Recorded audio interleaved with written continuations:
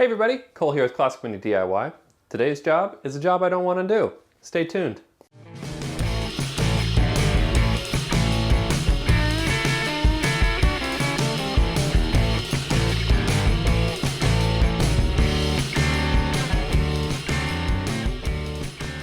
Alright everybody, like I said, this is not a job I want to do, but unfortunately, after my first test drive, after getting the shifter installed and everything, I was so excited, driving down the road, drove it to work, and what shows up underneath it but a leak.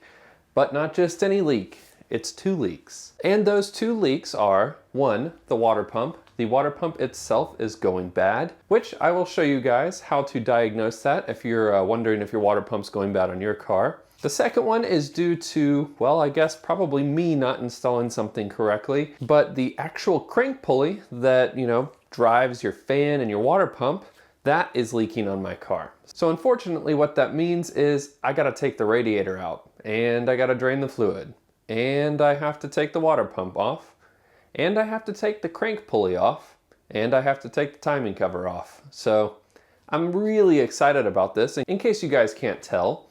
So let's dive into doing one of the more difficult jobs on a Mark I body because of the stupid radiator cowl that's welded and built into the fender. But let's head out there. I'm going to start taking this stuff apart. Now, I have done videos on how to flush your radiator, how to disconnect some of this stuff, how to take things off and repair things on the radiator side, so I am not going to dive into a ton of detail on this. If you're interested in that, I've put links to that either popping up in the corner of this video or they're in the description, or I've forgotten. But I promise if you comment on this video, I will most definitely add that video for you. But hopefully I'll remember this time. Now, let's head out to the car, let's start draining some stuff, and cue the time lapse beginning now.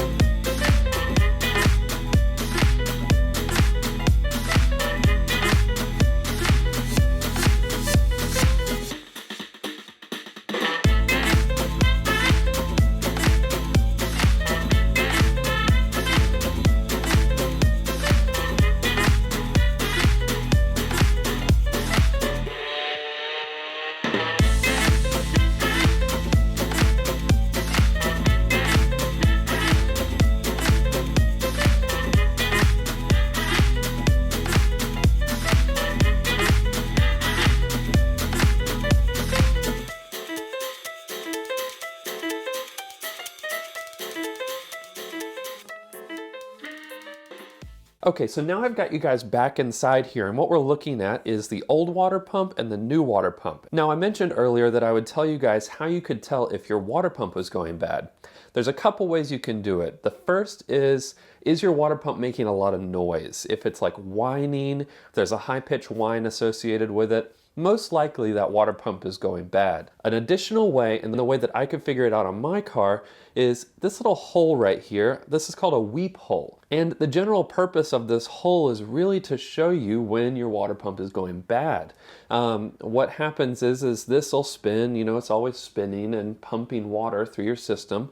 And if water is making it past the seals around this impeller fan, it'll weep out of this hole. And so if you see a drip coming from that little hole, you'll know that the seals inside your water pump are starting to go bad and it most likely needs to be replaced. Now, it's not going to just fall to pieces immediately, but if it's doing that, it's really beneficial to go ahead and get it off. Now, for those of you with a keen eye, you might notice that this impeller fan right here is different from this impeller fan right here. And the key difference between these is that this new one has a higher volume impeller. It sticks farther out into the block. Now what that translates to in your car is a higher volume of water being pulled through your system and thus cooling your motor. Now This is ideal, and these are not expensive. If you have to replace your water pump, I can't think of a single reason why you wouldn't want to get the higher volume pump. And the best part about these is they come with warranty on them. Now, these are carried by 7 Mini Parts, and if you guys do need one, the link is in the description below. But another cool thing about this is that you'll see the weep hole is actually on top. So on this one, weep hole's on the bottom. In fact, it's actually weeping out that weep hole right now. There's not even any pressure and it's still leaking. On this one, it's on the top, and what that means is you'll more easily be able to see it leaking out of that hole. But this water pump, pretty simply, is going to just pump more water. So the only other thing that I want to mention to you guys is that this has the bypass hose right here. Now, this bypass is not used on all cars. Some have it, some don't. And if you have your water pump off, it's hugely beneficial to go ahead and replace that hose right there. It goes from the pump up to the bottom of the head, and replacing that when this is off is so much easier than having to replace it when it's not.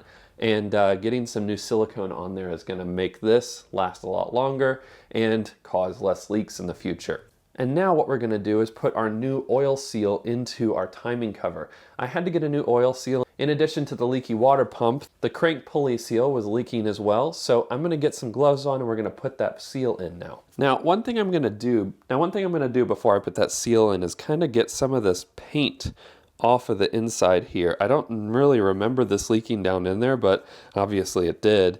And I didn't think it would compromise the seal, but maybe it did. Maybe that's why it was leaking. All of the other one was kind of boogered up as well. First, I'm going to sand this down a little bit just with a Dremel, and then I'm going to put that seal in there.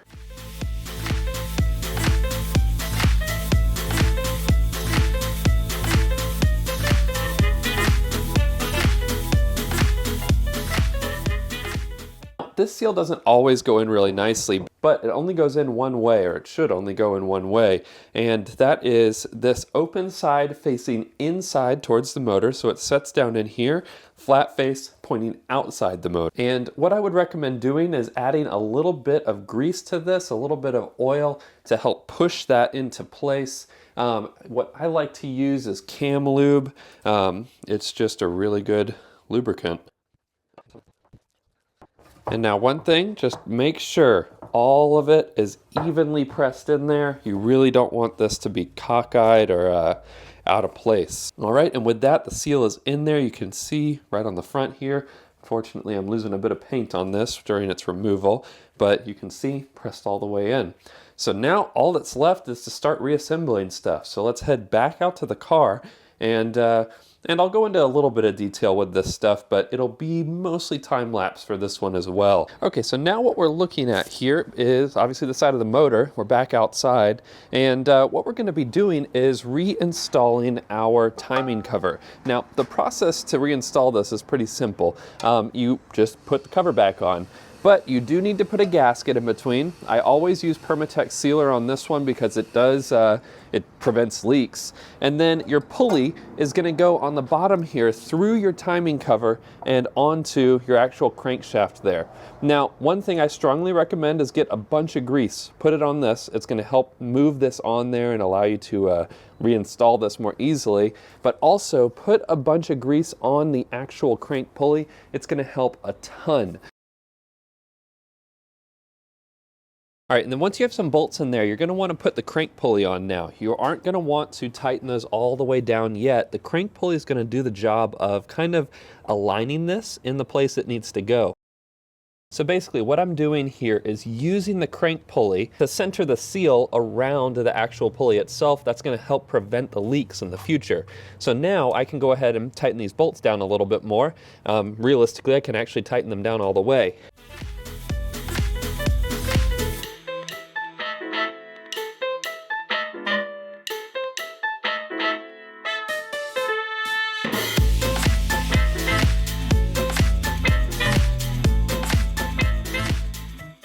All right, so now the last thing that we're gonna do is install our new water pump. Don't forget, if you have this bypass hose, make sure that you replace the bypass hose on the actual water pump so that so that you don't have to do this later on down the road when it's much harder. And one thing I would recommend is making sure that both of these are facing backwards. It's going to make it a lot easier to access them in the future should you need to with the car, with the engine in the car. Now, as usual, I put the Permatex gasket sealer on here. You will notice right here, I did not add it to that little nub. For whatever reason, this gasket extends up to where the alternator mounts, but I don't need a sealing surface there, so I'm just gonna omit that. I might cut it off. I'm gonna see how it sits on there.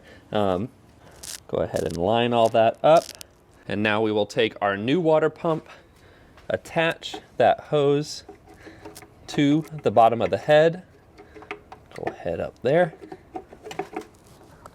And then kind of loosely set that in place, and then put all of our bolts in.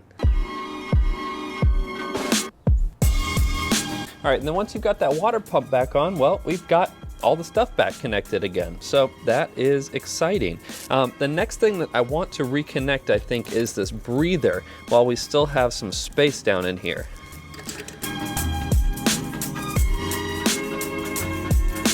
Next up is the belt, which we will go ahead and set right there for right now.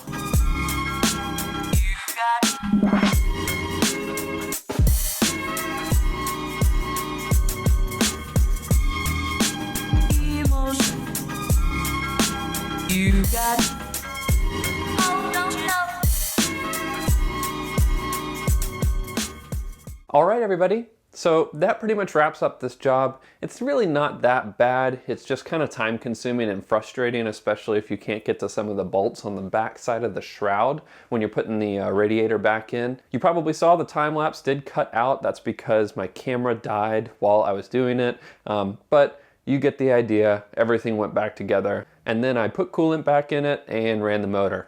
Pretty straightforward stuff. But if you guys have any questions about it, feel free to post them in the comment section. Now, before we wrap up this episode, couple of things. Quick reminder, there is a CAD short shift that I'm gonna be giving away here at the end of October. So that giveaway is open right now. So if you're interested in winning that, head down into the description. There's a link there for you to enter in to win. And as always, all the parts I used in this episode are in the description below. Those links give me a small kickback and help me support and fund the projects that I do on this channel. Right now, I am saving up. I'm really hoping we can get enough patrons so that I can actually tackle like a twin cam, a BMW motorcycle head conversion for an A-series motor. I think that'd be really cool.